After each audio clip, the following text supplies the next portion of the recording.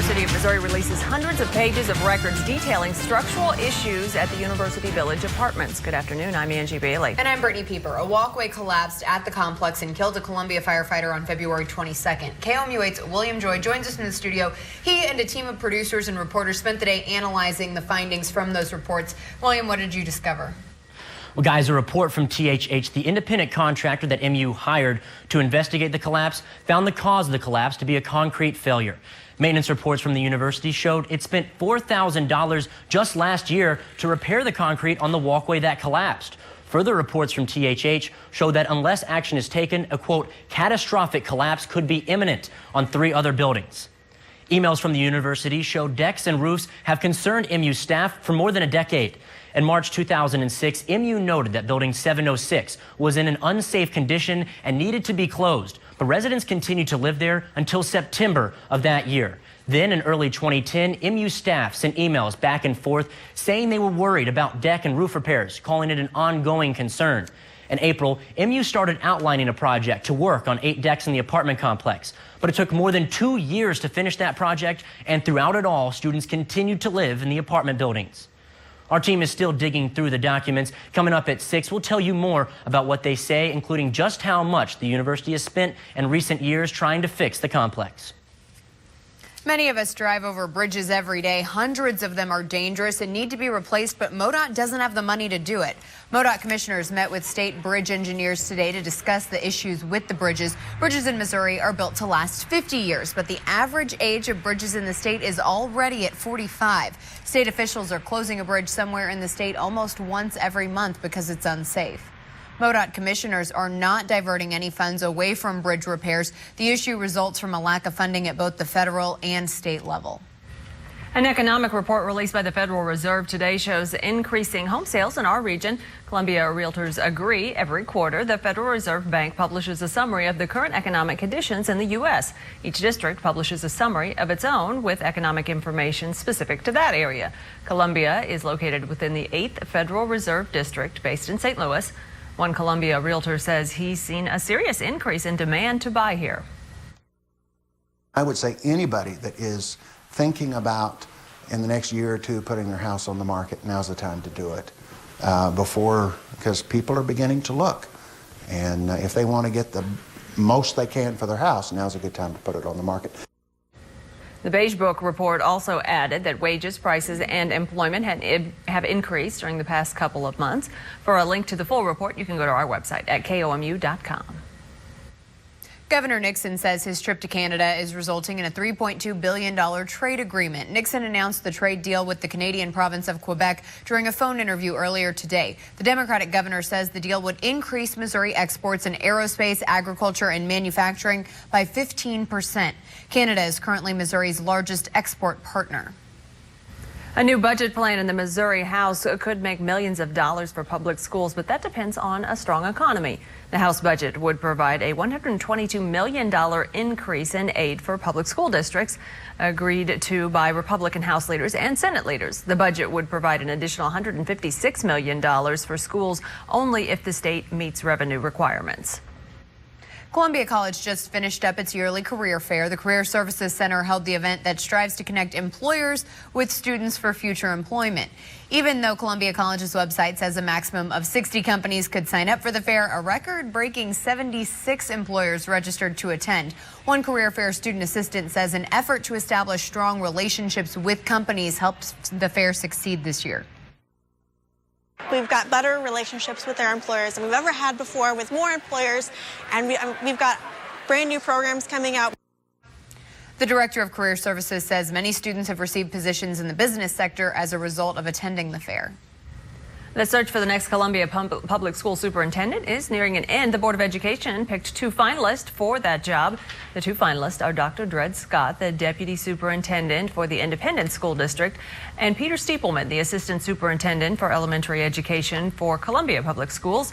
Current Superintendent Dr. Chris Belcher announced in January he's retiring at the end of June. Thousands of Missourians are still waiting to learn if they'll be covered by Medicaid. That's because the state's Department of Social Services switched to a new computer system in January. The slow transition means 22,000 Missourians are in the dark about their Medicaid status. The backlog only affects parents and children, not senior citizens. The state says it expects the technology problems to be resolved quickly. We're just becoming more experienced with it, so it's improving on a daily basis. So we think, though, probably over the next few weeks it's going to be resolved. Woelfel also says once applicants receive Medicaid benefits, they will be granted retroactive to when they initially applied. A Columbia man's charged with multiple counts after police say he tried to flee. Luther Midget is charged with driving while intoxicated, resisting arrest, careless and imprudent driving, failure to stop at a stop sign as well. And he's charged with failure to register a motor vehicle, failure to insure the vehicle he was driving, and speeding. Macon authorities arrested Midget after they say his vehicle hit a culvert and street sign near Rollins Street and Hyde Street in Macon. A drug room and a gun room. We take you inside. The Columbia Police Department's evidence unit is getting a roughly $65,000 upgrade. KOMU8's Devin Fastbinder looked around the new unit and joins us live from inside. These rolling cabinets are just one of the ways that the unit is keeping track of all of the evidence. Now, this entire unit houses between 50,000 and 75,000 pieces of evidence. I talked with some people who work here today, and they told me what they're doing with the money. Behind locked doors, aisles of evidence sit, numbered, filed, organized. It wasn't always this way. I don't want to call it a dungeon, but it was it was pretty dark, and it was pretty hard to get around. A roughly $65,000 remodeling project almost done. We are in the middle of it. We are not organized by any stretch of the imagination, but we're getting there. The biggest physical difference in the evidence unit is the addition of a new room. This post behind me used to be a wall that separated the evidence unit from a shift meeting room. If you look down this way, every shelf down here is brand new. We've needed more room for probably 4 to 5 years. More room for specific evidence. This is our firearms room. Nothing in here except for firearms, and we've got a cash vault. This is our narcotics room. This room is basically housing nothing but controlled substances. This is just general evidence, and these are all put in case order. You can see all the different numbers on the front. The image of clutter, gone. Now a new way to keep pieces of cases both open and closed. In addition to the $65,000, the city also set aside $125,000. Now that will go to a new system so that they could use barcodes to track all of the evidence. In addition, in the future, the unit plans to go paperless. Reporting live in Columbia, Devin Fastbinder, KOMU8 News. A crucial college entry exam is undergoing some big changes, and Facebook says no to some controversial advertising. KOMU8's Madison Conklin is here with your look around the nation. The SAT exam is about to undergo some changes for the first time in 9 years. The College Board is considering eliminating obligatory essays, ending the penalty for guessing wrong, and cutting out obscure vocabulary words. The president of the College Board says the SAT and ACT have become, quote, disconnected from the work of our high schools. The changes to the exam will come in 2016. Facebook is tightening its policies to make it more difficult for people to illegally trade or sell guns on Facebook and Instagram.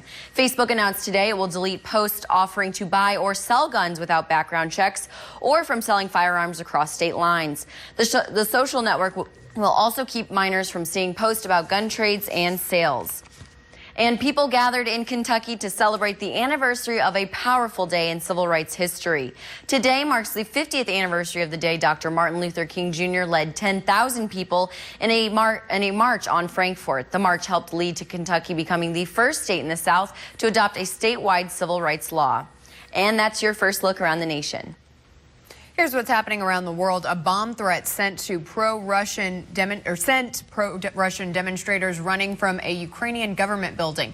Pro-Russians occupied the building where they raised a Russian flag and chanted "Putin come," demanding the end of ties with the Ukrainian government. Russian forces have control of the area of Crimea but have not entered other eastern parts of Ukraine.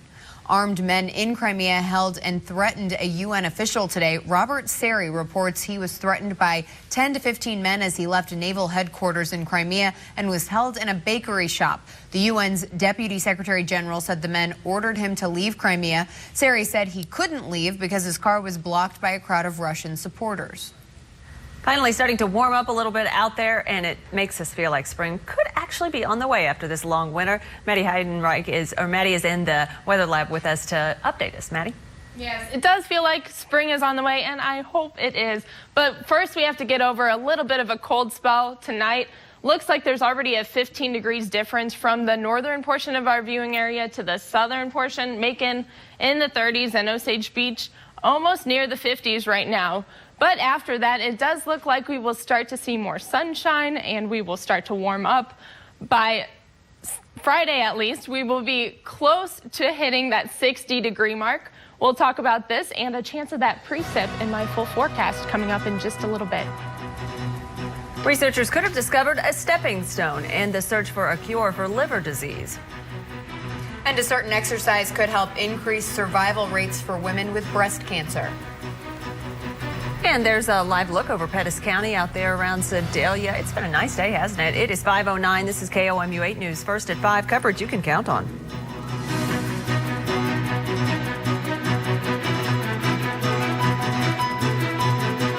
Friday is going to be very close to 60 degrees, so awesome. I know. I just want to hold on Get to that out day and enjoy it. We are looking forward to it, that's for sure. Thanks so much for joining us. Have a great night.